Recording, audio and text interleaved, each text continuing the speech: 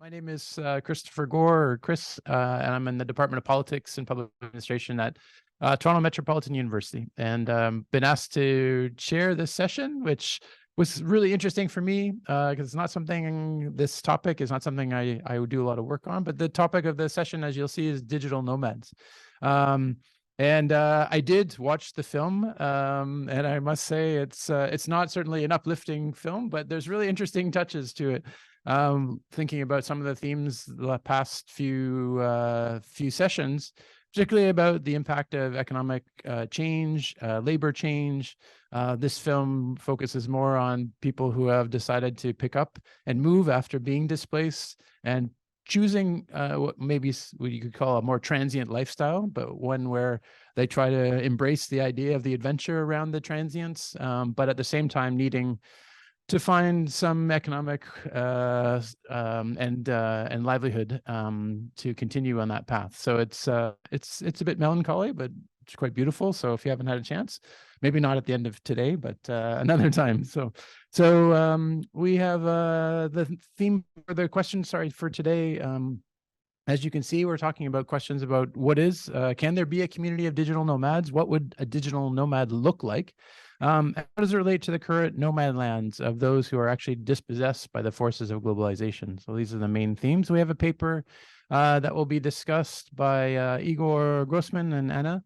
And then we'll have some comments by a different Anna. And then take questions and comments, and we'll certainly wrap up by 5:30, if not a little bit earlier. So I'll turn it over to Igor. Right. So I decided to break the rules because I believe that we can use more stimuli than just my voice. And so there's a little presentation that I decided to put together, and this is supposed to be really an intro, but we already talked about digital nomads, so I feel like half of it we already covered, but maybe there's something interesting and maybe there's something psychological that we can unpack here in the next 5 minutes. And specifically, I would like to really talk about the complexities surrounding this idea of a digital nomad lifestyle, which on the one side is hailed by freedom, but I would also argue is actually marked by quite heavy dependence. And instead of uniqueness, you have a lot of similarity.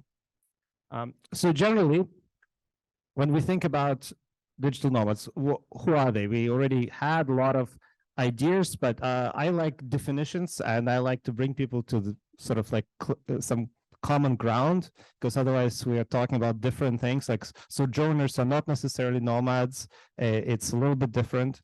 And those people who come to a country to look for a job are also not necessarily digital nomads according to the normal definition. The question here is, can a group of freedom-seeking hyper-individualists be part of an independent community? That's a question that Anna posed for us. And on the surface, the question like that appears an oxymoron. What does that even mean? Individualism was on the rise around the globe, and maybe digital nomadism is just a symptom of that, where people just seek out to be hyper-individualists. But before we unpack that, just here's a brief picture, a diagram where we could place digital nomads along two axes. On the one hand, from left to right, we have a high mobility to low mobility, and top to bottom, work focused versus not work focused.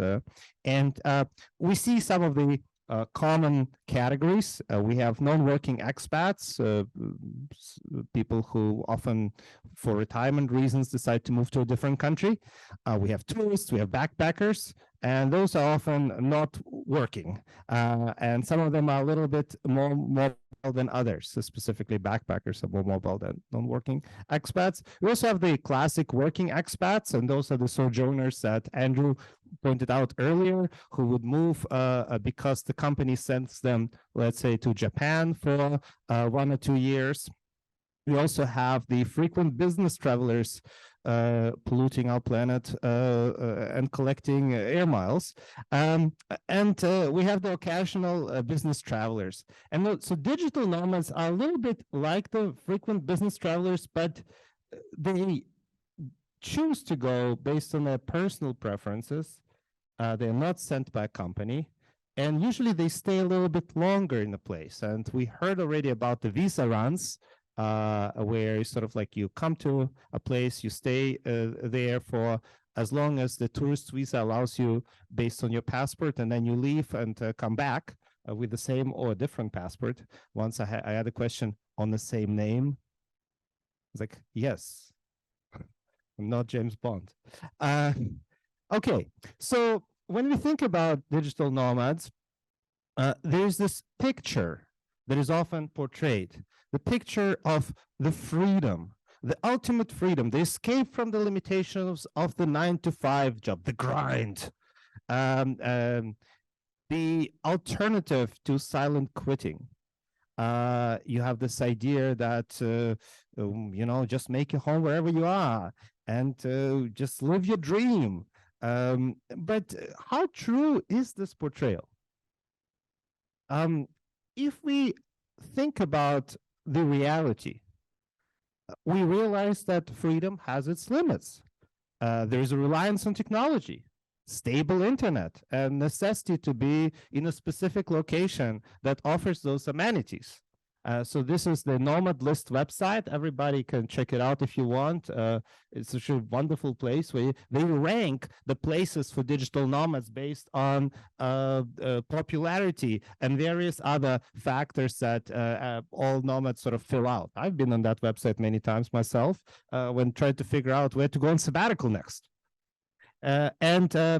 What you see on that page, if you click on it, is that tons of people all over the world, from the southern end of South America to northern Norway and Alaska, you'll find nomads. Even somewhere in northern Russia, you'll find nomads. However, as you can see, the popularity, yeah. Toronto is north of New York City. This is, by the way, right now, as this last week, it's just like overlapping. It's like 3.2. It's either Chicago or Toronto. The numbers, and this is something, that's a good question. On the bottom right, you see the ranking of how popular they are. And this is some kind of an aggregation index. Green is good, red is bad. And but you see, there are a lot of presumably greenish places, though only some of them get about 4. But here's the thing. Yeah, here's the thing. If I select those places that are actually useful for nomads, those that have reliable internet access, this is what I see. There are only a few places around the world where you would have nomads sort of be. And those are the typical, very typical places. Mexico City in Americas, Azores in the Atlantic, Lisbon and Zagreb in Europe. And then Tbilisi is also very popular right now. Since the war, it has become more and more popular because lots of Russians go there. But also, there was just an experimental philosophy conference in Tbilisi, attended by people from Switzerland and other European countries. So it's popular. But this is the map of where digital nomads typically go if they want to have a stable internet connection, which is a requirement. Which means that despite all the freedom that you can imagine, you end up with the same Bali, Thailand, Lisbon, overrun by Americans and British and some Germans, and Mexico City, overrun by Canadians and Americans. And you end up at the same with places that all look alike. Now, where is this? Is this in South Korea, or in Thailand, or in Tbilisi, or in Lisbon, or in Toronto? Could be any place. I don't know, actually. But the point is they all look alike. You will always have some plants. You will have whitewashed walls, a bunch of people on their laptops, fancy coffee and tea, and pretty reliable internet. So one thing that I would like to point out, that besides the fact that there's only a number of places and quite a bit of similarity in terms of the ecological and cultural niches that they seem to be creating, the psychological needs of the community and the social interactions also need to be considered. So digital nomads, they would not want to spend all their time in their bedroom, because that would be psychologically very unhealthy. They could live anywhere, but if they don't have a stable internet connection outside of their home, they would be basically bound to the little apartment that they may be in. And if it's a small place, because they, let's say, somewhere in Tokyo, then they really just have the bedroom for which they would be filming their videos or doing their video Zoom calls with their partners if they work with some colleagues elsewhere. That's not very psychologically healthy. So what do? They have to go somewhere. They have to create communities. They have to create opportunities for social interactions. They have to have mini conferences of equal-minded nomads, and they have to have co-working spaces. And that's literally what's happening. But the funny thing about this is that those type of nomad spaces often are pretty insular.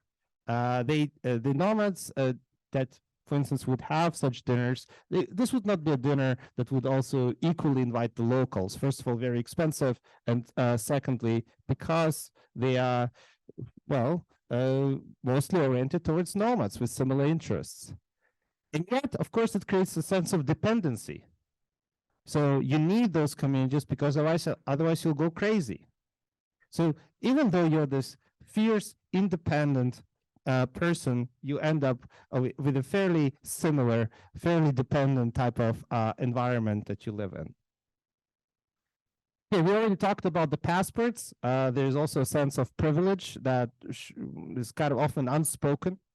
And that is often tied to one's nationality. So not only is it that the places that nomads go to look alike and are often concentrated in specific areas, but it's also very similar type of people who end up being digital nomads, specifically those from countries with those very dark blue passports. It is North America, specifically US and Canada, Western Europe, and Australia and New Zealand. For other countries, it's harder. They have to do those visa rounds more frequent. They may not even be able to visit some of the countries without atrociously long waits for getting a visa in the first place, so it limits them. There's also the concern with tax-related uncertainties. I know a number of nomads who get some of their income paid in crypto. That is not something that we have still figured out in most countries how to deal in terms of paying taxes from. And so what do we do about that? And how do we find out about that, given that most of the studies that exist in digital nomad stuff are all ethnographies? And of course, nobody would admit in an interview that they are only being paid in crypto. So until now, this remains a very sort of like unknown figure.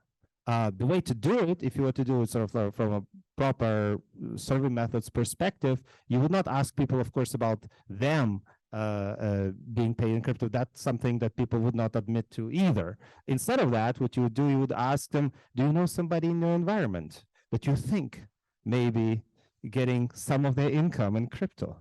And that's one way in social science methods you would be able to get at this approximation. But it is a big concern.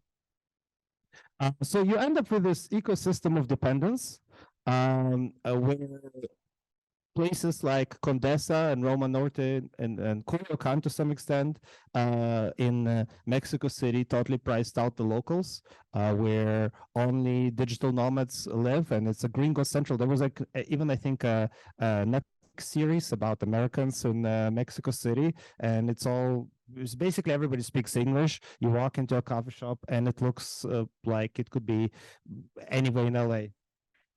That's a very good question. Why move? Because of geohacking. You move because you want to hire that virtual assistant from Philippines that will do the social media campaign for you, and you will be able to eat well, pay almost no taxes or very little taxes, and enjoy what you think you should enjoy as a 20, 30-year-old, because that's the typical population. That's why people, I think, move. So at the end, this leads to a question.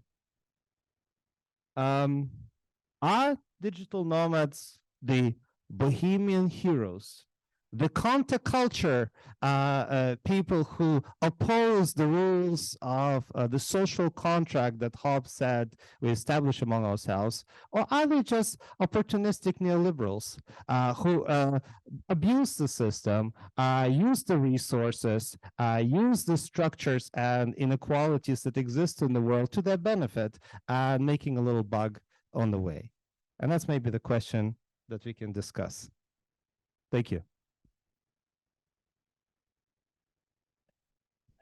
After such a presentation, Angur, yeah, I don't have any slides, but I think Igor gave I think a wonderful introduction to the digital nomads. We've been touching upon the issue during the previous panels, but I think it is an exciting area, also related to the future of work. Is it just a niche phenomenon that simply has hit the headlines, particularly during the pandemic, as more people engaged into remote work, not just remote from home within the same city, but also in many cases, families reuniting because it was possible to work from home. So then, two spouses could work from the same location, even if they were previously employed in different cities and different countries often. But also then if your employer didn't require you to work from the office, would you either take a kind of the opposite of staycation, like work vacation in a nicer place and in a cheaper place where your same money could get you farther. So I'd just like to add two elements to this presentation. One is the digital nomad visa, and I want to first of all recognize that this work has been done with Nick Dreher, who is sitting there, who is a researcher at the CERC and a PhD student. His PhD is not on digital nomads, but maybe he will convert. Anyhow, but we did this work together, and now we actually also Harry Casey, who is a research fellow with us, also is doing work on the digital nomads, carrying really this work further with some original data and new insights. So the two things I want to speak about is, one is the digital nomad visas, and we use provocatively the term Nomadland. And I think the film that Chris Gore was talking about is, and I don't know how many people have seen it, it's an American film. It's about basically people like Amazon workers who tour the United States, each time employed at a different warehouse for parts of their life, but they also choose this non-consumer lifestyle where they live in how do you call this? In vans, yes, and but are really quite marginalized, actually. Yeah, the best employment they can get is employment in Amazon's warehouse, and it shows how they are nomadic, but they constitute their own communities. And actually, it's probably a little bit. It was also the antithesis of that to this digital nomads and their digital nomad lands. But just to say that there's been a proliferation of digital nomad visas during and after the pandemic. And several countries jumped on the ship. I think, and someone mentioned this earlier this morning, that some of these programs are kind of parallels to the golden visa investor type of programs. I think you mentioned it, Richard, that So typically a digital nomad visa, presume that, so the person who applies for that can stay for 1 or 2 years in the destination country. They should not engage into any paid work in that country. They should have sufficient income from somewhere else to live off. Well, other conditions are relatively favorable.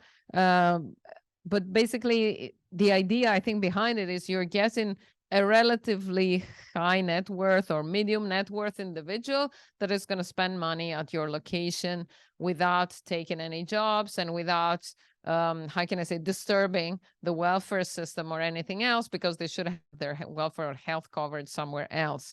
So that is the digital nomads, and the time period is 6, 12, or 24 months at most, usually with 12-month visas. And it is clear that these countries are thinking that these are the people that Igor talked about. So basically young, employed or self-employed people who are looking for a kind of fancy lifestyle. And there actually my comment or question in relation to migration studies is, how is this different from the working holiday makers who are actually missing from that diagram that you showed? Because a different version of that is the working holiday makers, which are based on bilateral agreements between countries. So they are, I think, very characteristic of the old Commonwealth countries. So say Australia and Canada and the UK have those through bilateral agreements. So a person who is under usually 28 can go to this other country and stay for a year and do some work. And it's a little bit this concept of you're doing some work, but you're also getting enriched by a new country, learning a new language and so on. So it seems to me that there are a lot of similarities, but what is on top of this, I think what is interesting is if we look at the countries that have introduced those visas, they include, so in terms of the OECD classifications or the World Bank classifications, of these 32 countries that actually Nick found, through extensive research, 17, so more than half are high income countries. And they not only include typical island states like Antigua and Barbuda or Bahamas or Barbados, but they also, or Cyprus for that matter, but they also include, for instance, Estonia, Greece, Hungary, Spain, Portugal, etc., or the United Arab Emirates, and then the several upper middle income countries and fewer lower middle income countries. So we see that there is a variety of countries that seem to be jumping on this ship, thinking that it's a kind of how can I say, free ride, a little bit ticket for the receiving country. So you can have some people that will come here, spend some money, and you're not going to have any obligation towards them. But well, the question, of course, that arises is this something only for, we don't have, we're looking into it, but for instance, do we see differential treatment of people with strong versus less strong passports in terms of getting those visas? Would there be a suspicion that if I come from a country with a medium or medium weak passport, I wouldn't get the digital nomad visa just because I come, a sort of prejudice that we see in normal migration visas, for instance, in normal, in inverted commas, like usual migration visas, for instance, in Canada. Also, is it true that the people who are doing this lifestyle, and I was looking at your picture, Igor, there was a little bit of diversity there. Everyone was relatively young, but there was a little, so the question is the digital nomad necessarily white from a global north country? And actually, even in the imaginary, they're generally male, I think, even more often than female, or other non-binary. So this kind of imagination. And of course, then the question that arises from a migration perspective is, we discussed it earlier, where do they pay taxes? So in theory, and the question is also, do they have a base? So someone who is a digital nomad, ultimately, do they have a base where they receive mail, where they file taxes, where they would go if they had a serious health problem? So if someone got a really serious illness, would they leave Lisbon or Bali and come back to, say, Toronto? because that's their country of citizenship. That's their country where they have family, where, as I said, they receive mail and pay taxes, and where they might have health coverage. And for instance, for those who live in Canada, Canada is quite strict. And again, for non-Canadians, this is not common in most countries, that they would check if you're living in the country for 6 months or more to keep your health coverage. So in most countries, like you're a citizen, a resident, you have health coverage. Nobody's checking, also because the borders are not, there's not this concept of checking the borders, that you're living, like I am a Greek citizen, I lived in Italy. Unless I go and tell Greece I live in Italy, it's unlikely they will know. So in theory, I could also go to the Greek public health system, which still functions on the basis of residence, and say, you know, I need support. But other countries are less generous, like for instance, like Canada. So what do you do? Is there a base, or are you really a digital nomad? So I think that is also both a sociological question, but a question with welfare tax and migration policy implications. And then just getting to the Nomadlands, the other question is, what is the impact on these cities and on these neighborhoods specifically? And we can imagine that we have seen also with tourism and Airbnb, how Airbnb has been driving local people out and families out of local labor markets. But then also the question that I think we partly were discussing before, do people, I think you, Andrew, that was one of the questions you raised, are really people connecting in any way with locals? And I was recently discussing this with one of the researchers, Dave Cook, who has done a lot of work on digital nomads. And he also was mentioning that from his research that what he was finding is people, so the digital nomads say, I'm not a tourist, and don't dare call me a tourist or a visitor. I'm something different, and I invest in this community. But then you ask the locals, and the locals say, yeah, he's someone like I know the person by face, but I know the person is transient. They're not going to stay. They're not part of this community. So that is also interesting, the different viewpoints, and then the different interests. We were talking also earlier about different interests on migration or on digital mobility, different interests on digital nomads. So some studies show that, you know, this whole industry around the digital nomads, which would be the cafes and the restaurants and the people who arrange the accommodation, or I don't know, someone who is renting cars, or even agencies that provide private health insurance coverage for good prices, are a whole business that lives off this phenomenon in some specific localities where it is popular. But other local people really find themselves on the receiving end of this phenomenon because they can't find a place to rent. The rents are rising, or even like the whole neighborhood is changing. And even as you said, you know, even the local language of use is changing. So this is really, yeah, an open question in terms of always about our reflection. What is the future of human mobility? And actually, it's a pity that I think Ibrahim is not here, because again, on a casual conversation, he was saying there was this rumor going about that there are IT engineers that work from faraway places and don't care, you know, about, say, relocating to Canada or wherever, and are paid in cryptocurrency. And there was a worry for countries that seek to attract those best and brightest, like that those best and brightest don't want to come. So, but this remains an open empirical question. And thank you.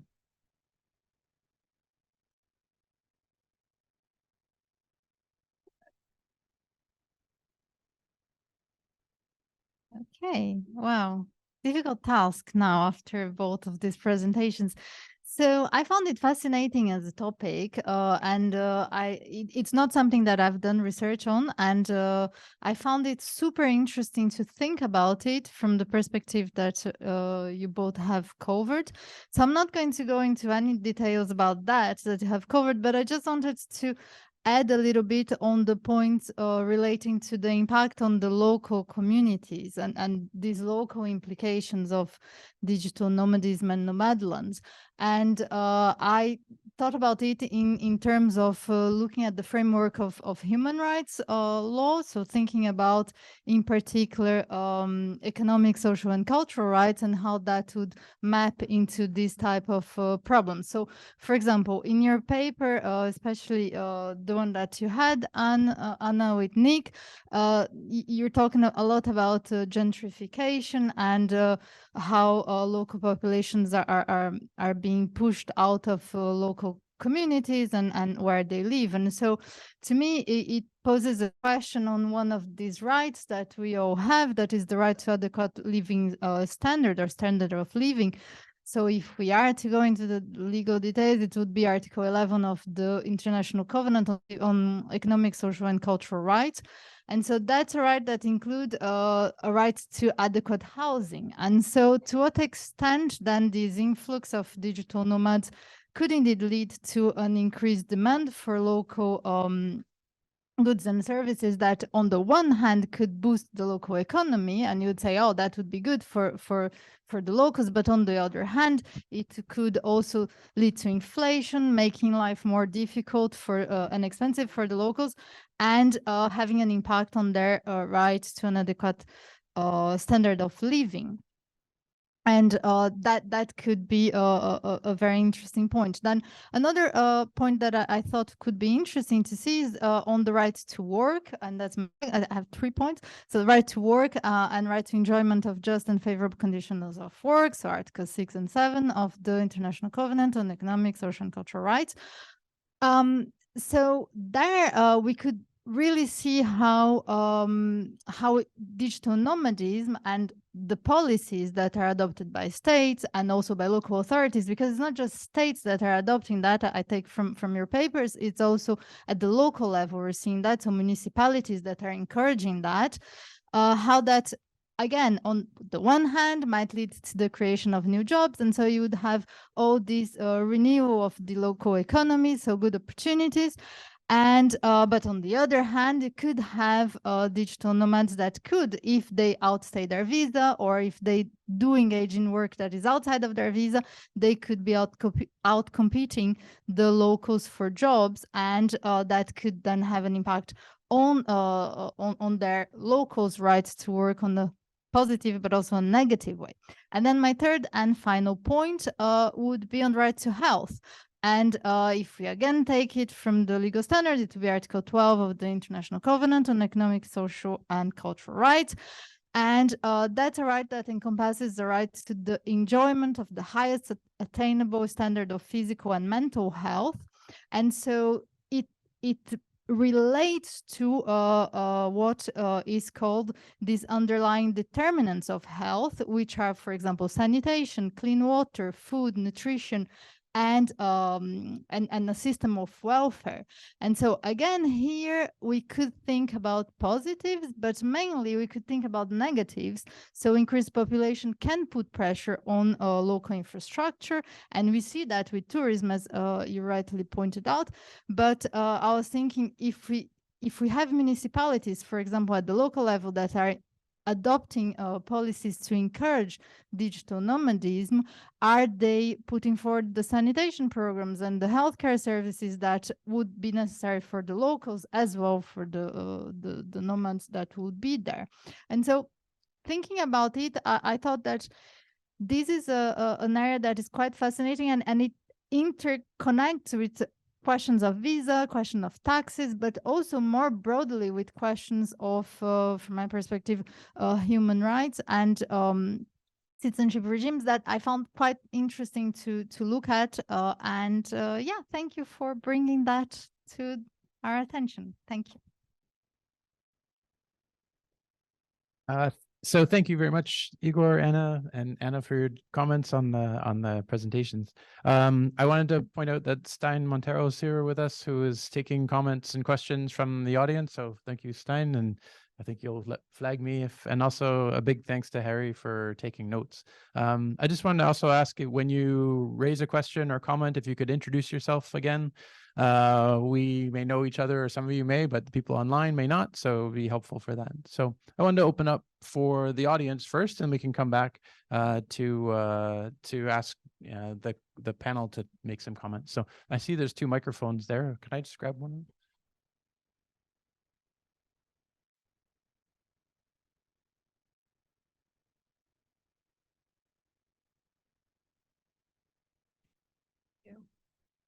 So starting, I guess, with an introduction, I am Lucia Nalbandian. I'm a PhD student at the University of Toronto, a Harney Fellow at Monk School, and a research affiliate here with the CIRC in Migration and Integration. I have a question about Professor Badusky. You actually struck me with a question towards the end. Now I'm a little like, which one do I ask? But really it's about rights and this question about how you strike a balance between the rights of nomads and those of locals is what I'm getting from what you've said. And earlier in the day, I actually penned a question down that was more or less, what obligation does a receiving state have towards a digital nomad? And so now I'm thinking even further, and I have a friend who is a digital nomad, even though their employer doesn't know that they're working from a different jurisdiction. And so now my question has gotten even more specific. So it's not just what obligations do receiving states have, but what obligations do employers have when you are working in another country? Because I don't think that there's only three entities at play here, that being the digital nomad themselves, but the receiving state, the sending state, and then also the employer. I think there is a question there around what obligations they have. And then the sub question for me there is, if the employer doesn't know, as is the case with a friend of mine, then where does that leave everybody? Is the nomad then on their own? Figure it out? So I'm curious about that. Great. Thank you. Thank you very much. Is there anyone else with a immediate question? Yeah, we got, okay, let's take those 3 more and then we'll come back to the panel. So yeah, and then we'll come over here. Thanks for giving me the opportunity. I'm Brenda Yu from National University of Singapore.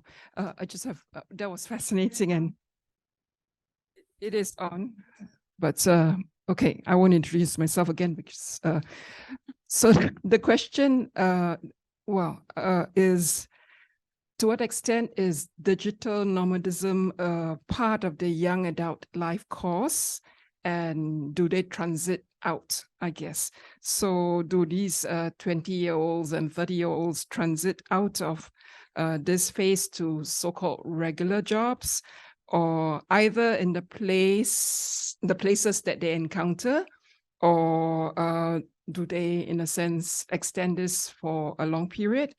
And my second question is also based on construction age.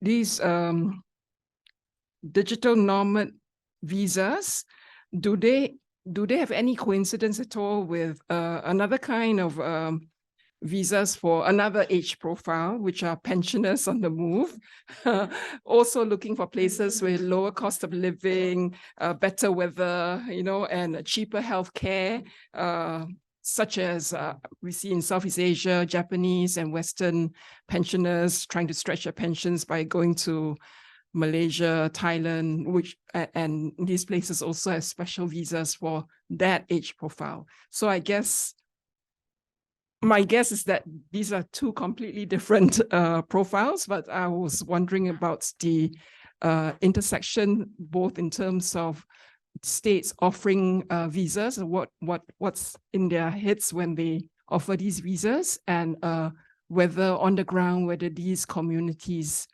on both ends of the age spectrum encounter each other. Great, thank you very much. Okay, we'll take 2 more. So here and then at the back. Yeah. Hi everyone, Achilles Kalergis from the New School. Let me start with a provocative question, right? Are we exaggerating the impact that digital nomads have? What do I mean? We talked about the impacts in the labor market, the impact on the language that is used in specific places.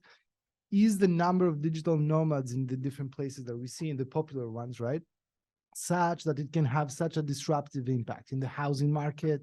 Like in order to increase, if you want rent, you need a significant shock from the population in terms of the demand that is going to shift the prices, right?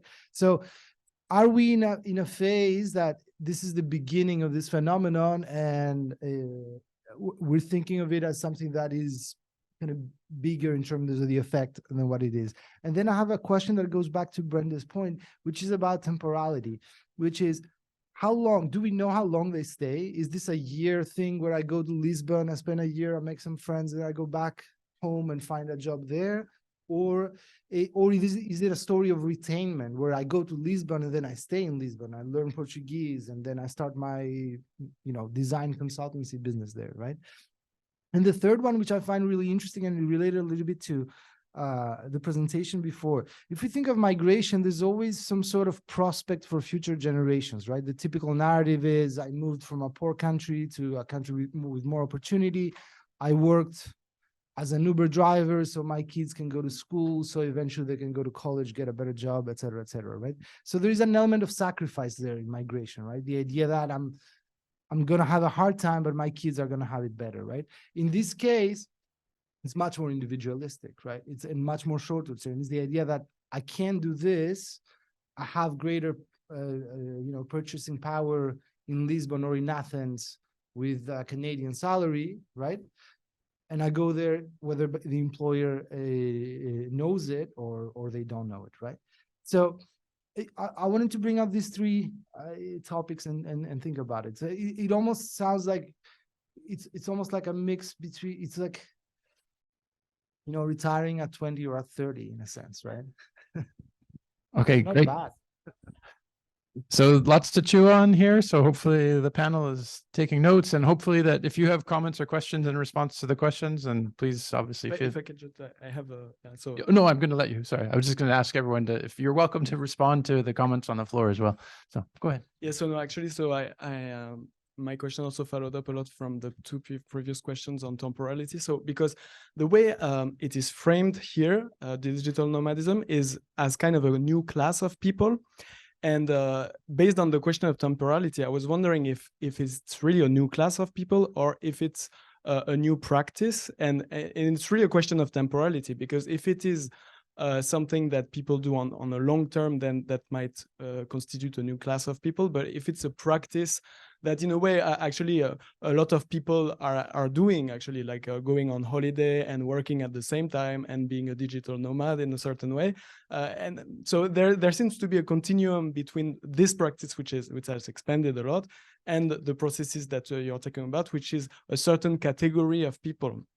And so I'm wondering, in terms of how we frame the topic, what is the actual reality behind that?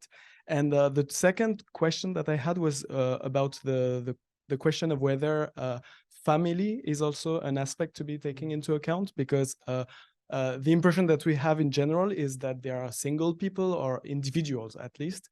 But what about couples? So, for example, in my personal experience, of course, I haven't done any research on that, but I've seen a lot of people, friends, where a couple, one person has to move to another country, and the spouse will follow and will do a digital work. So there will be a digital nomad because they're following their spouse.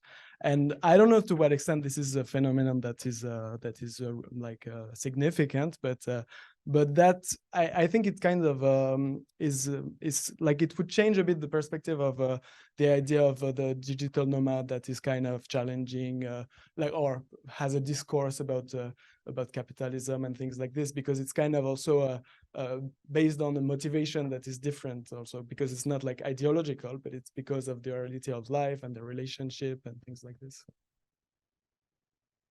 Thank you so much. Okay, so let's pause, and I'll come back to the panel. Maybe I'll start with Anna as the difference to you as the discussant. Okay, I'll try to answer your question. So yeah, this balancing between the rights of locals and nomads, I think that's a good way of framing it, and probably something to be explored. I think that there should be more research on that. I'm not aware of much research with this angle, and I think that could be a very interesting angle to look at. On the obligations of employers and obligations of states, it seems to me, and that was a big deal. I don't know how it was in Canada, but anecdotally for us in the UK, so before COVID, nobody was really caring where academics would be based, right? So you just go somewhere and be working from somewhere, and nobody would be caring much.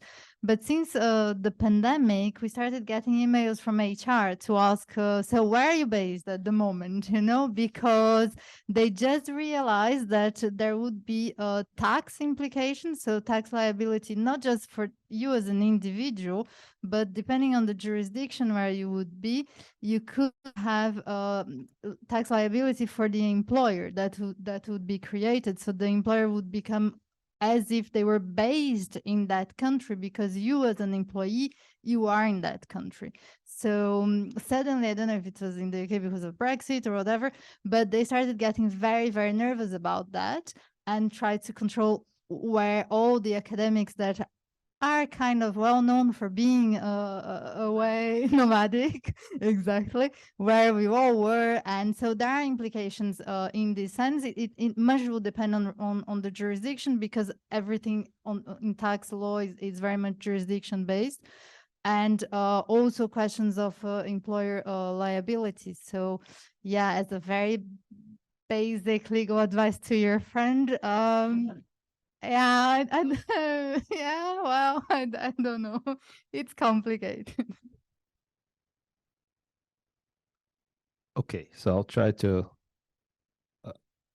address some questions, some clarifications first about the typical definition, at least according to my understanding, the difference between digital nomad and somebody who just comes because their partner is in a place, or we are all probably tempted to think of ourselves as academic nomads on sabbatical, and we're like putting ourselves in that perspective. Oh, I did something like that. Well, that's not quite the case, because I think some of this is driven by structural processes here. It's like Anna talked about the visas, but I mean, the majority of the nomads still do it on a tourist visa, and you can stay on a tourist visa only for a certain period of time. So it's either a month or up to 3 months, depending on your passport. So you end up, by necessity, not spending more than 3 months in one place. And typical, according to my read of the ethnographic work on nomads before and during after the pandemic, the majority of them tend to stay in one place 1 to 3 months, then they move, or they do a visa run, and they go to another place, and they migrate like birds, depends on the weather, because they want to be in a good place where they can, I mean, some of them like surfing. There's this stereotype too, but you get the picture. So it's a bit different from somebody who just, joins their partner and then stays in that place where their partner is, and otherwise maybe going back to the company once a month or so, to the headquarters, if there is a headquarters. And otherwise stays again with their partner and can establish some kind of a community with their partner, as some of our colleagues who have a spouse maybe who's an academic in a different place have, right? So that's not quite the same. Okay, so that's about how long they stay, and so what kind of the picture it is. So it is in some ways more of a, I guess, new class because of the structural issues. I don't think it's just a new practice. With regard to family, this is really interesting. One ethnography suggested that, and again, I don't know how reliable it is. The data in this is, by the way, as I already mentioned, very sparse. It's mostly ethnographic. There's no sort of like large-scale surveys that would really be allowing us to make any generalizations if you want to. But apparently, when there's a family of nomads, which is interesting because most of them are in their 20s, 30s, but maybe some of them have young kids. It's the woman then, the female partner, who often takes care of the kids. So you end up with the same type of structure, the traditional structure that sometimes we try to work against.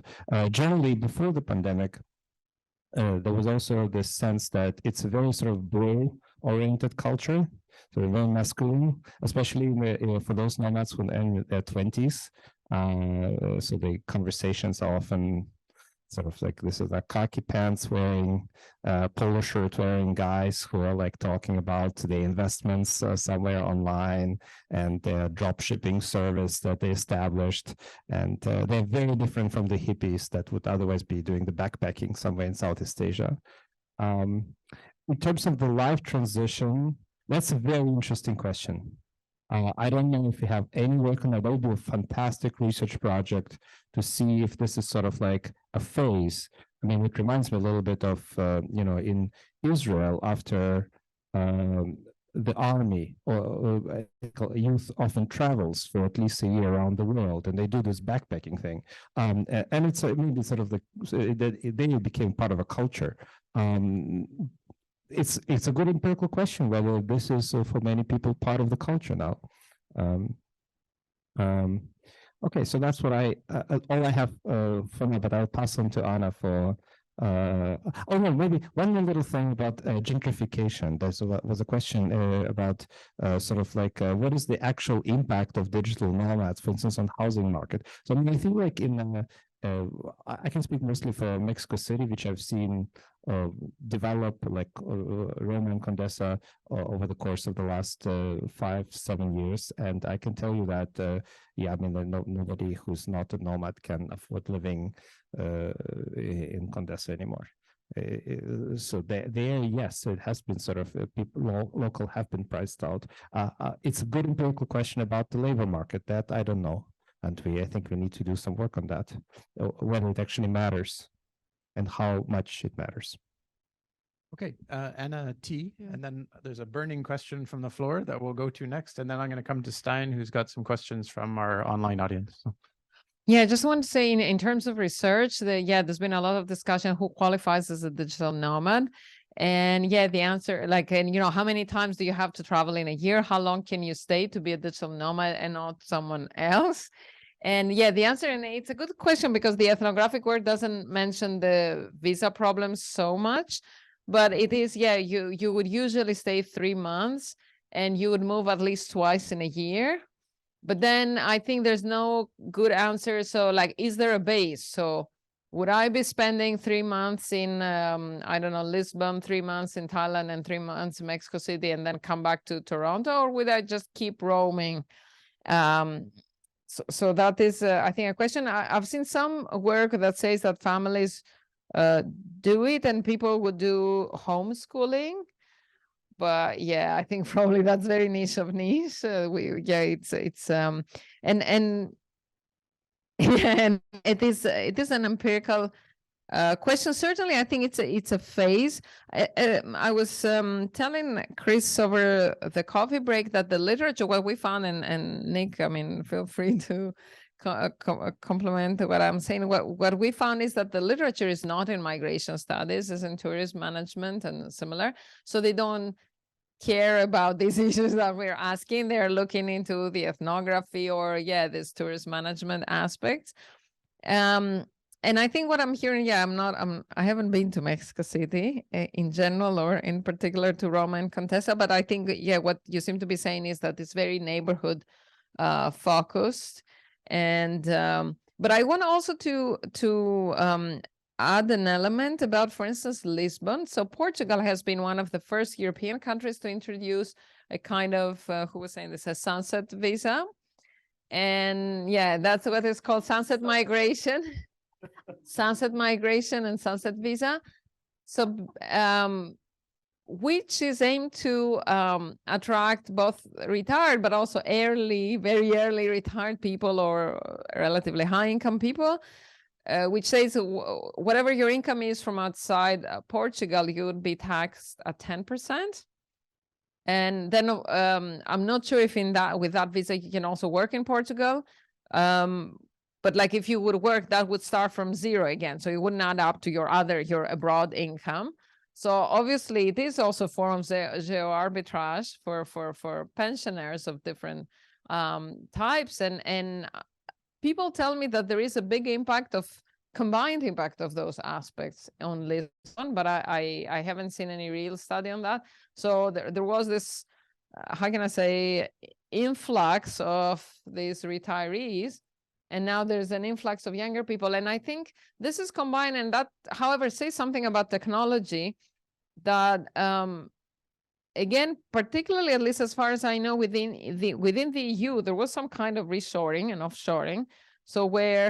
So a company, like for those who know Ryanair, which is a cheap airline company, a very big one in Europe, which is based in Ireland, started off Ireland, and I believe paying taxes in Ireland, was having its management center in Lisbon as an ideal combination of relatively cheap workforce. And actually, I know this from our studies during the economic crisis in Europe, so early 2010s, the basic salary, and I'm not saying they were paying basic salary, but that gives a sense of the salary. So the basic salary in Lisbon was lowest among the Southern European countries. So there was this kind of geo-arbitrage of the companies or offshoring, and within the EU, it's pretty seamless in terms of, health and tax. All this is quite streamlined, so it makes it easier. So I think the question that arises from me, and also is it a new class of people, a new practice among the same type of people? Certainly, I think it's a practice among some privileged young or youngish people. But the question is for me, maybe to see how it intersects with other things. So yeah, how technology makes it possible that you are a digital nomad, or you are, person with a certain income that practices geo-arbitrage, including a pensioner that does this, and how is this all made possible through technology? Because if you think, a lot of the services also that we access now, we can access online, local services from our municipality, we can access them online. And again, I remember there was a scene in some work by David Cook where there were these young people, like maximum 30 years old, on a beach in Thailand celebrating their retirement. And he was I think that was all that I wanted to say. So this is just more to add to the temporality. Yes, I will. I'm sorry. This is adding to the temporality kind of comments. And my name is Joanne Chung. I'm from the Department of Psychology at the University of Toronto, Mississauga. And I would describe myself as somebody who's very much interested in personality development. And so when I'm hearing Igor talking about the rise of individualism and are these a certain type of like people that are digital nomads, I wonder if taking the framework of emerging adulthood by Jeff Arnett might be helpful. If you're unfamiliar with this, he is somebody who kind of talks about emerging adulthood only existing. It's a developmental period that only exists in very wealthy countries where you have that. You don't have to make decisions right away about your life. You don't have to be an adulty adult yet. So there's these psychological features that I think would be really important to add to this conversation, like a self-focus, a period of instability, feeling in between, which is like, you when you're talking about, are you a local? Are you distant? And then just identity exploration and being like, this is a time where I can do whatever I want. I think that would be, it just keeps lighting up for me. So that's why I got really excited. And I don't really have a question. It's just more like, maybe this is a useful frame, and just considering lifespan development in general, just like what happens to people when they want to retire, when they have some resources, when they're more generative, where do they go? And I think that would be just a fruitful framework to bring to this digital nomad conversation. Here's some comments. Yeah, so there's two questions online, one from Yue and the other from Fabiola. They're both very similar questions. I'm just going to stick with one. So Fabiola says that she has been doing some research on Spanish municipalities trying to attract digital nomads. And the issue of healthcare is normally outsourced to private insurance companies. So in all cases, desirable aliens must have private insurance, sufficient income, and some clear background checks. So, so her question is, what impact? So from what I'm the way I'm reading this question is impact on the national governments of those countries. So what impacts digital nomads have on the welfare, on the way welfare is conceived in those countries? It's the same, almost the same thing. And some of the other questions about who and where will taxes be paid, I think Anna had already addressed those. Yeah. So why don't I, Harry, why don't you're taking notes feverishly, but if you have a question, I'd like to give you the chance to ask your question, and then we'll come back to the audience and the panel.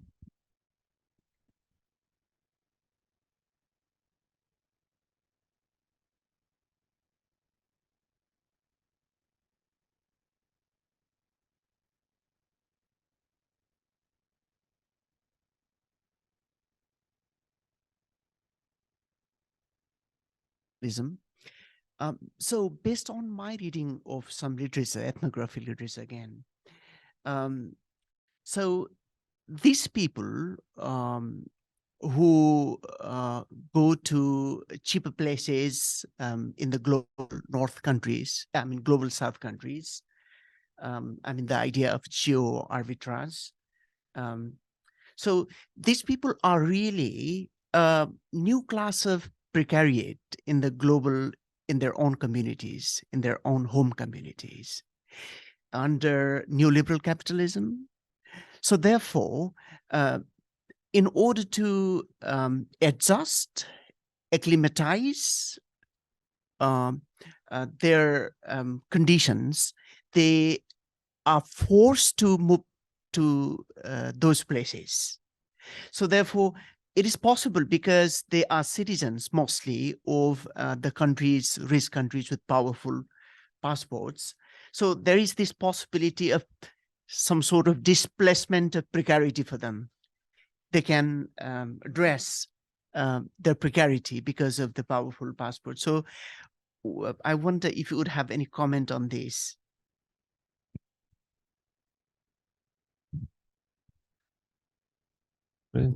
Yeah, I mean, I read that too. That some, but I don't think there's any basis for this claim. It's just a thought that some people put out there in ethnography and leisure studies, saying that, well, you know, this young people, they want to have a living and they can't have a living because they kind of the jobs that they want are all gone, and there's no hope in their country. They have some high education, they may be programmers, so they may be this or that, and so they are faced with a position either to do some boring stuff, work at some, you know, as a manager at Target, which they would never want to do because maybe, like John said, they sort of still exploring who they are, or do this wild thing and live actually a better lifestyle and actually feel like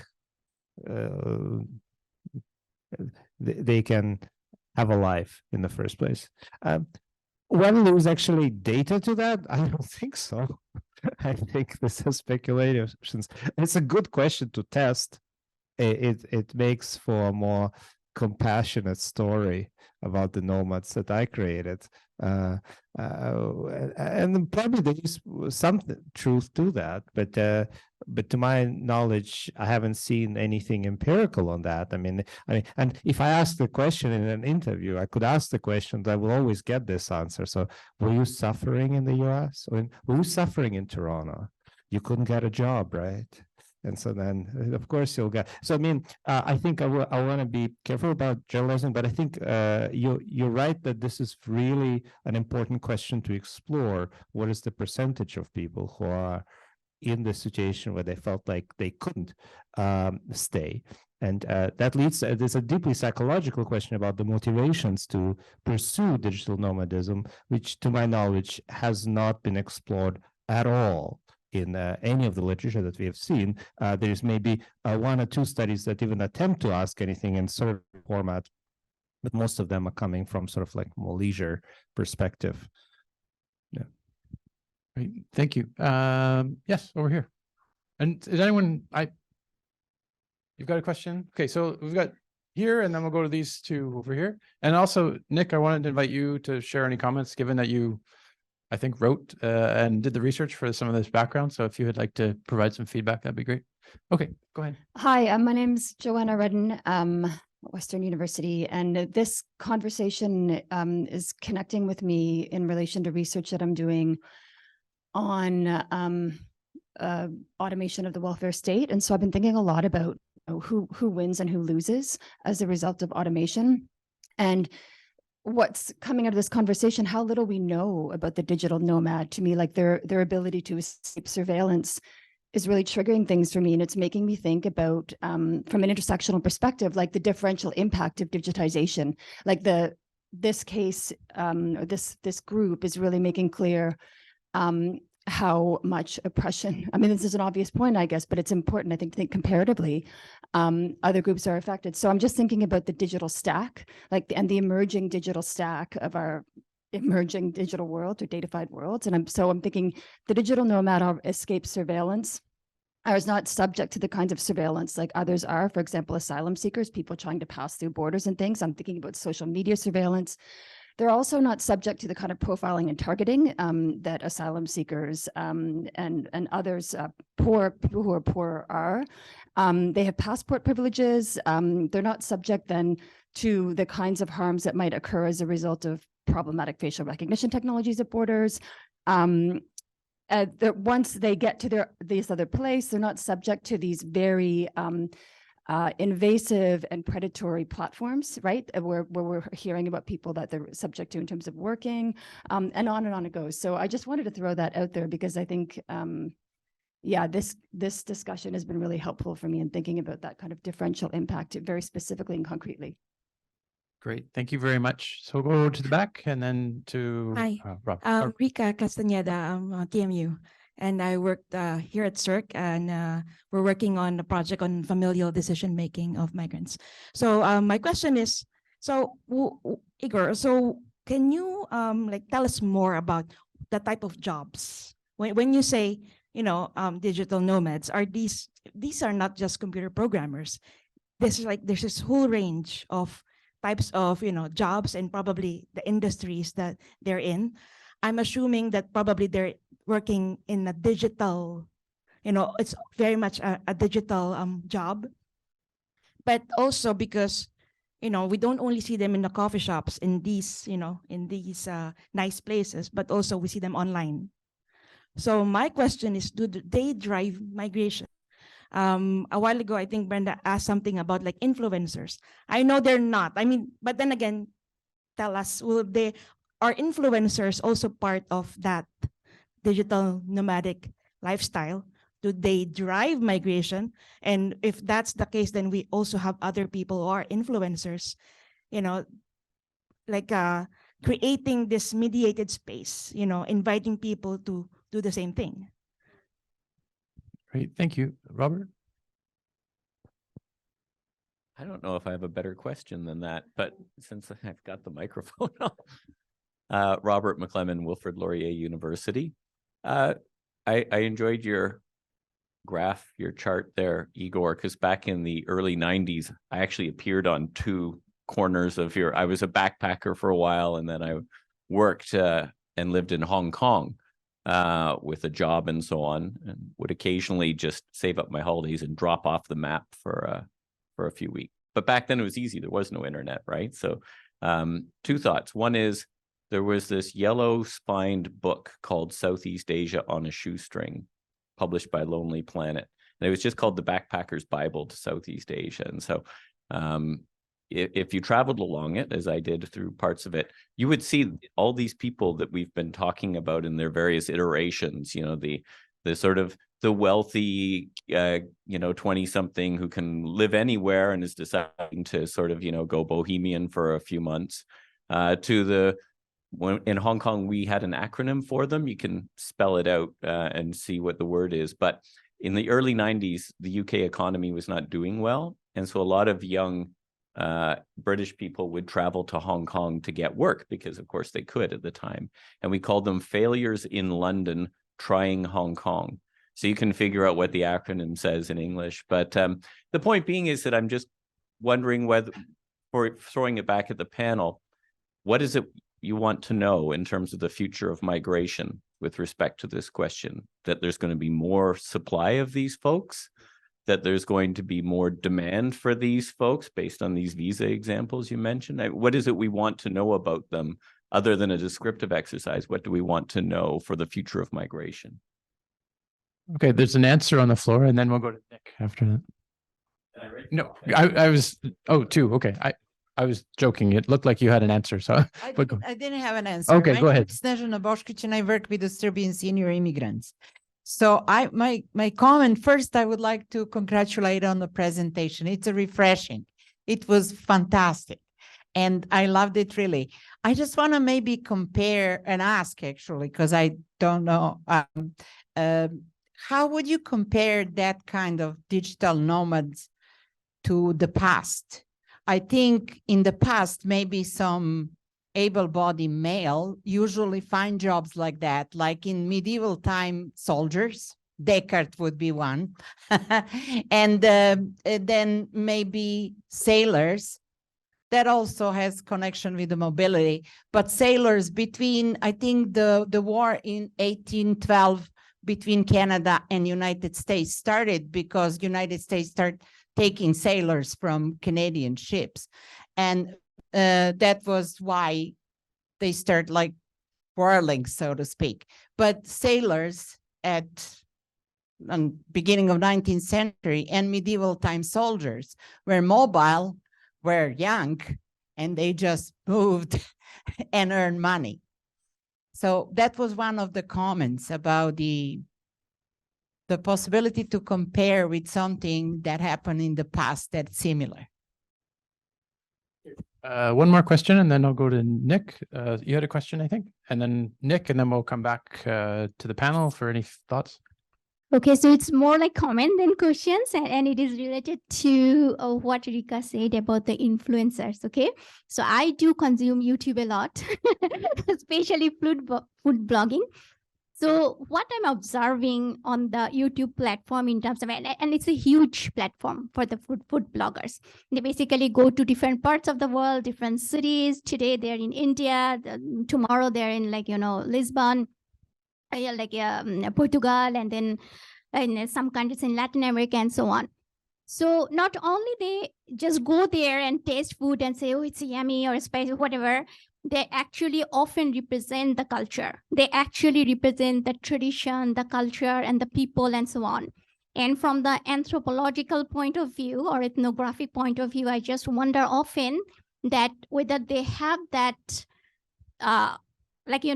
scope just as a tourist, just as a food blogger, to actually represent or explain the cultural, the characteristics of a community and what would be the ethical concerns or ethical guidelines regarding to that. And also there's another question related to that. So even though they're digital nomads, they're like everywhere. I wonder also, as Joanna said, that how do they get visa so quickly and they can visit? Like I need 2 months, 3 months to get visa since I'm still a permanent resident in Canada, not citizen yet. So I just wonder how they really, navigate the whole visa system, because it seems that they get it very quickly. And my third comment is that while they're kind of visiting different places, basically creating the content in different parts of the world. So it's pretty much transnational, but their income source is YouTube, which is, we can say, US based. So it's this transnational. So this YouTube platform actually has created this whole thing, whole band, I would say like a big number of influencers. They are not only representing culture and food and moving around, but also influencing others to take the trip, right? Come here, this is wonderful here, and the food is nice, and so on. There's nothing wrong in it. I'm just thinking that how are you gonna kind of contextualize this in terms of ethical guidelines, how they represent the culture and food, but also in terms of like this transnational regulations kind of thing, that how they are able to move around so easily, whereas there are so many questions about refugees and asylum seekers and so on that, yeah, so that's it. Great, thank you. Okay, Nick, and then we'll come back to the panel for some reflections and comments. Great. Thank you so much, Chris. So a few things I want to start quickly. Brenda, you had a question earlier about like the digital nomad visas versus what we're calling now sunset visas and things like that. And I think in, the digital nomad visas, at least the typology that and I put together kind of separate them as a distinct thing. And there's not any empirical evidence about how many are being used and issued.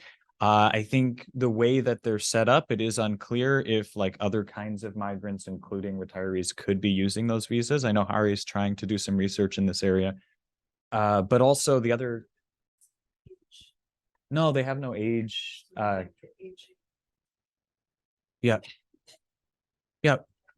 Yeah, there's no age cutoff for the visas, but then there are like these other kinds of visas that you were referring to are also accessed by digital nomads as well. So for example, Mexico came up.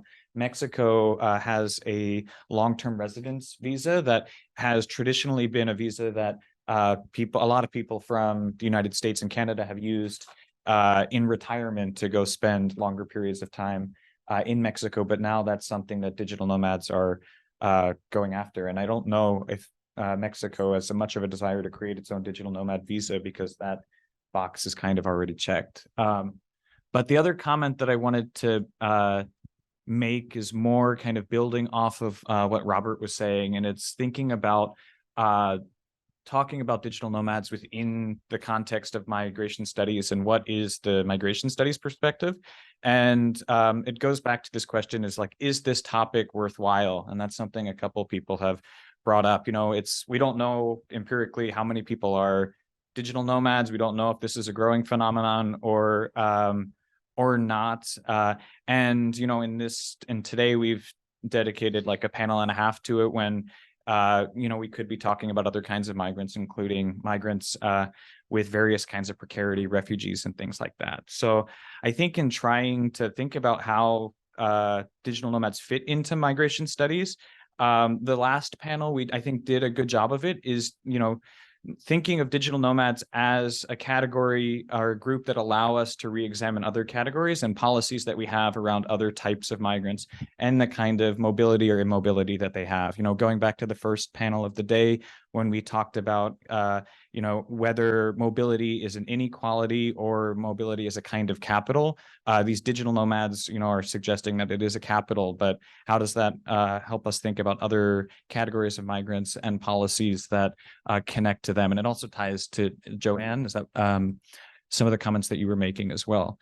And then the other piece of it too is I think there's like bringing in the psychology perspective and thinking about the individualized experience of digital nomads is helpful as well in connecting with other kinds of migrants too. But I think like this conversation is interesting where, on the one hand, like there's this, it's a category that's interesting and like fun to kind of like laugh about and make fun of. But then there's also this acknowledgement, I think, in a community of migration scholars that some of us, identify with aspects of it as like mobile academics as well. So there is this kind of opportunity for reflexivity and engaging in this community and how we develop ideas or stereotypes or what have you of different kinds of migrants.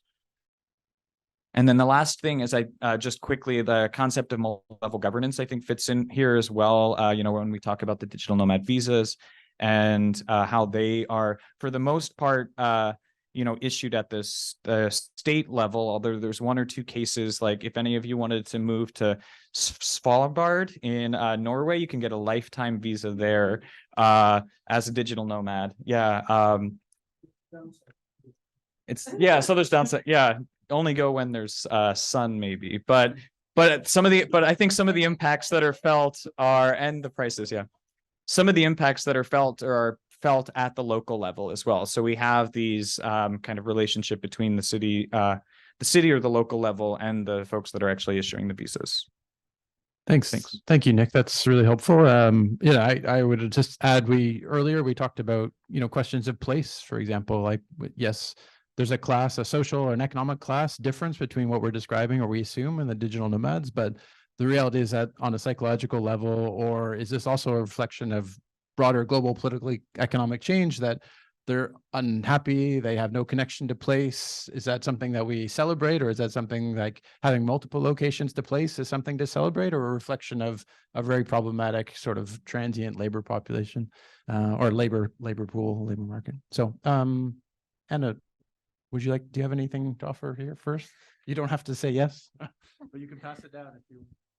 Okay, on this point that you just made, or on anything. Okay, I can add one point on some of the online points that were raised on the what are the obligations of countries on the healthcare point of view.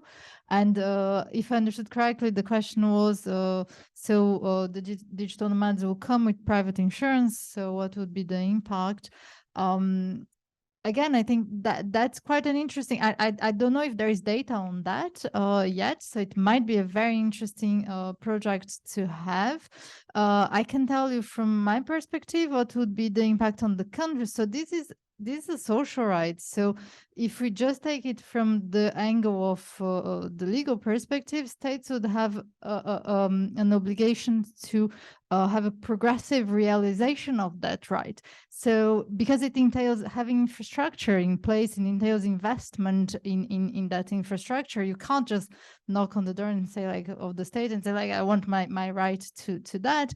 The state engages itself and has an obligation, for example, under Article 2, Paragraph 1 of the International Covenant on Economic, Social, and Cultural Rights to achieve this progressive realization of these rights. So it will take time, but it is an obligation of the state. Now, the state should do that for people that are within their jurisdiction. Now, would digital nomads qualify as people in their jurisdiction? I would think so, but they would also have an obligation vis-a-vis their locals. So that would be this balancing exercise. So which is quite common for other types of visas as well, that people would come and would need to prove that they have enough money and they have private insurance and so on, so that they will not become a burden on the state. So I don't think there is too much of a difference there if it's not the impact that it will have on the local populations, that it's different. But yeah, thank you. Thank you. I think I just want to clarify, there was a question about what kind of jobs besides programmers. Generally, there are several classes, I would say. I mean, there are, of course, those who are engaging with sort of data scientists, digital marketing, online sales, admin managers, and programmers. But there's another group that is the teachers. We also talked about them: online teachers, translators, virtual assistants, professional coaches, life coaches that also do that. Often that's gendered, by the way, which is really interesting. And then there is a public figures, sort of social media influencers who sort of trying to monetize the digital nomad experience, either by having some kind of food shows, or here, look how wonderful my life is in this wonderful exotic country, or I am flying on business class on this airline, on this airplane. Let me show you how good it is. And you can go and look that up too, by the way. But one thing that I found really, really interesting, some of them sort of like they diversify their income. A lot of them diversify income. They don't have just one stream. If they do it for several years, they typically diversify.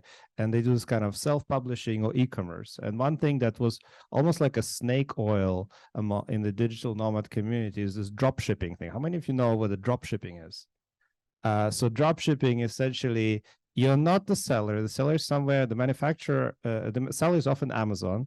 The manufacturer is often in China, and you are the sort of the middleman, but you're sort of like promoting it, and maybe you design something, customize something that the manufacturer would then produce. For instance, cat accessories or tarot cards. Specialized tarot cards that you're selling. And so it requires quite a bit of navigation. Sometimes these people would then spend, hours talking to somebody in China at 3 a.m. in the morning, depends on the time zone that they're in. And they all dream of, making money in their sleep, because essentially they don't do anything. They send this design and the rest is taken care of. But the majority of them don't succeed, and like they would invest like $2,000 or $3,000 before they give up. But it is another thing that a lot of them engage in. It's just kind of interesting. And crypto. A lot of them are into crypto. Okay, so what do we want to know about digital nomads? I mean, I think Nick articulated that already a little bit. It's kind of a reflection. I think it's an interesting phenomenon. Personally, like as a sort of like a generalist, basic social scientist, I don't ask those practical questions like, this is an interesting thing. I want to know more about it. Nobody is studying it. We should be studying it. If everybody study, we need more data, or we just have ethnographies. That is the reason potentially to study, especially if it intersects with social justice, if it intersects with taxation and legal system, if it intersects with migration and personality development, as it may, then it should be studied. Nobody's studying. So for me, that is already motivation enough. But I think it certainly can, as Nick pointed out, also provide some reflection on other type of migrants who don't have necessarily those benefits, as well as how it impacts the communities that these people live in.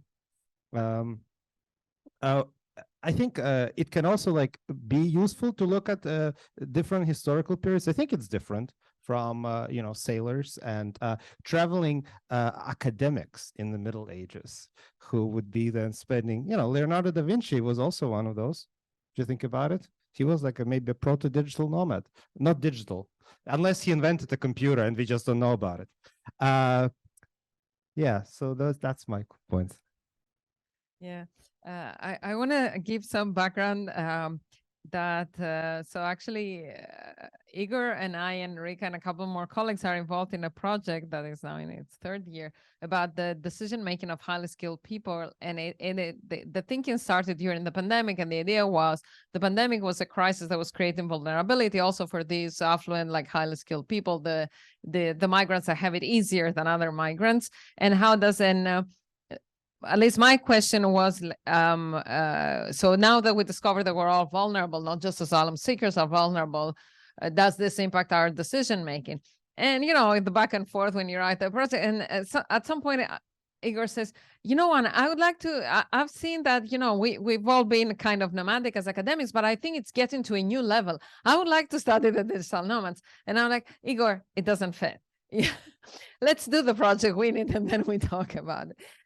But the conversation, went ahead, and I think during your sabbatical, you were partly in Mexico City, and then I started also thinking, oh, what is happening? So that's how, and I think it started kind of hitting the headlines. And I remember you told me or go to this website or Google it, and then truly you get these people with laptops on the beach, and you start thinking, I work all day in a laptop. Could I be on a beach? Is this something I should be looking into?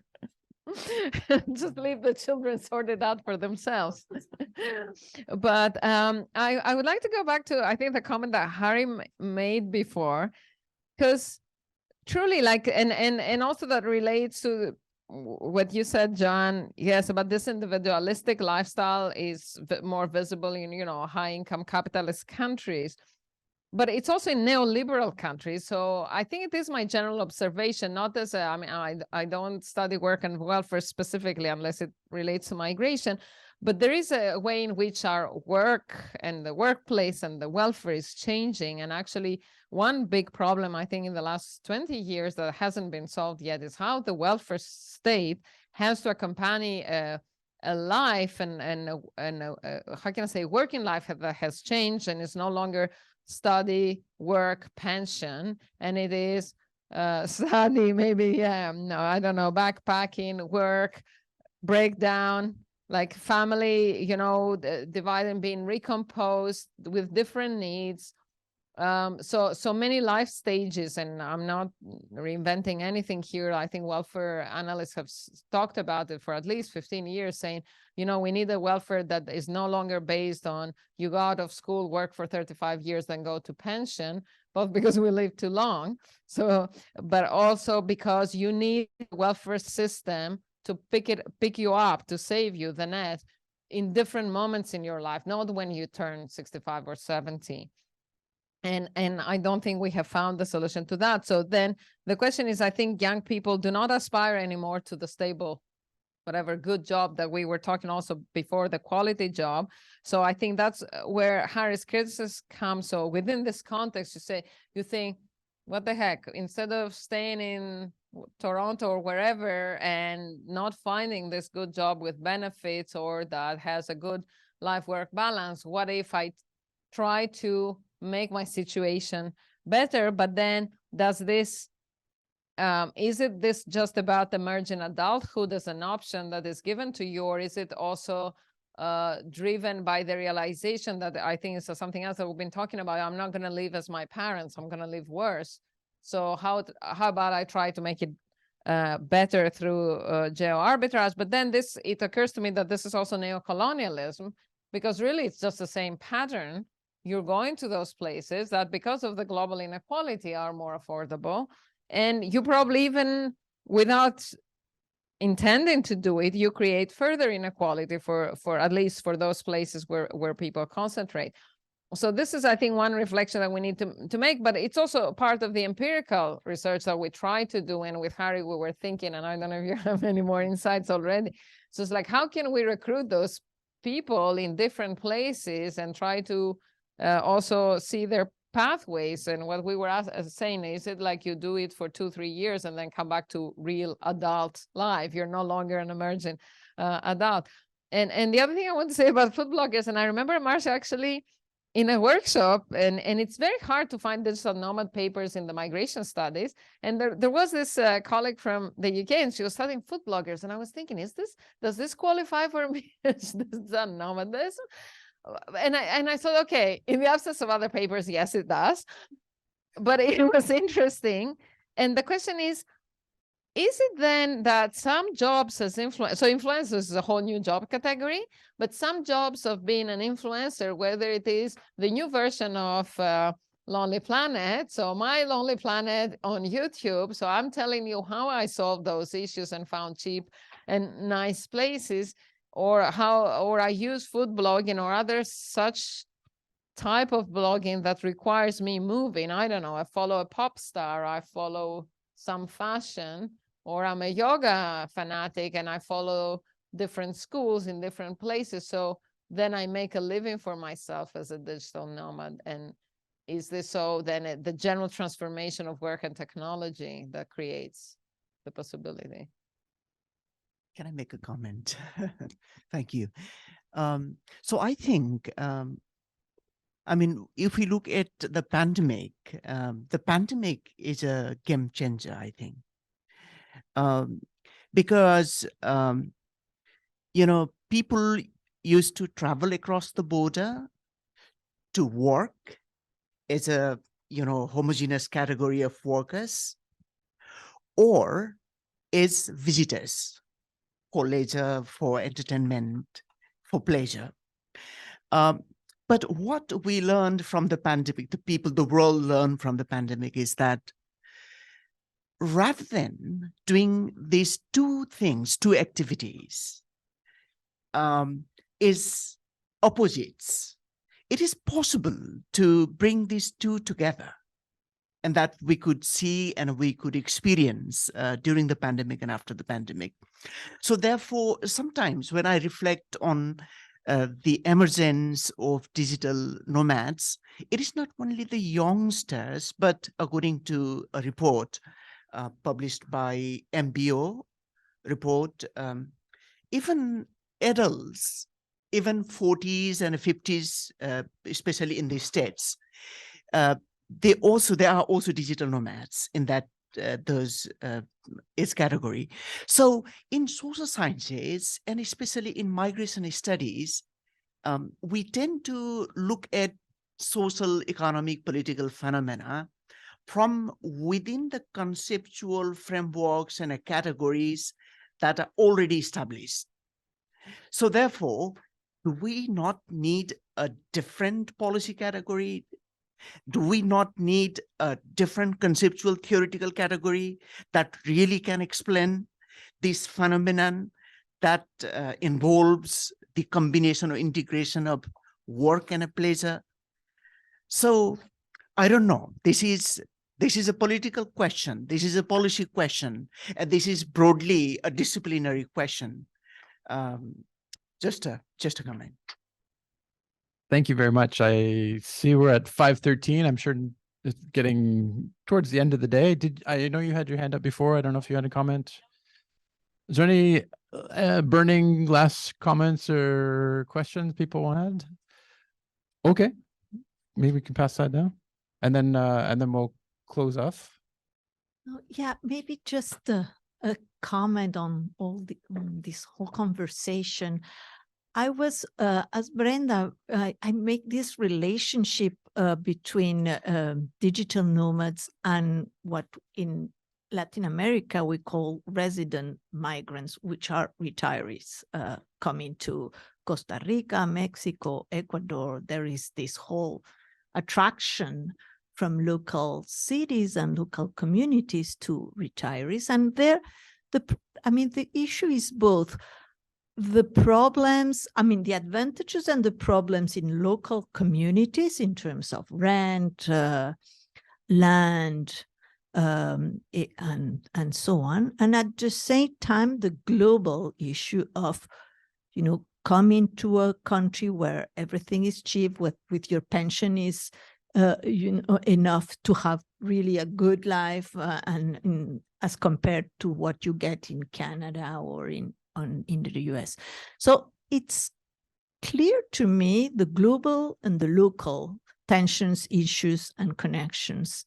What I think we need, if we compare, at least we try to think in a comparative way, which is in heuristic thing. I think it's useful, is what are the global connections that we can make when we think about nomadic digital nomads in terms of how they articulate with, I don't know, welfare or transnational beyond states or, global capitalism and so on.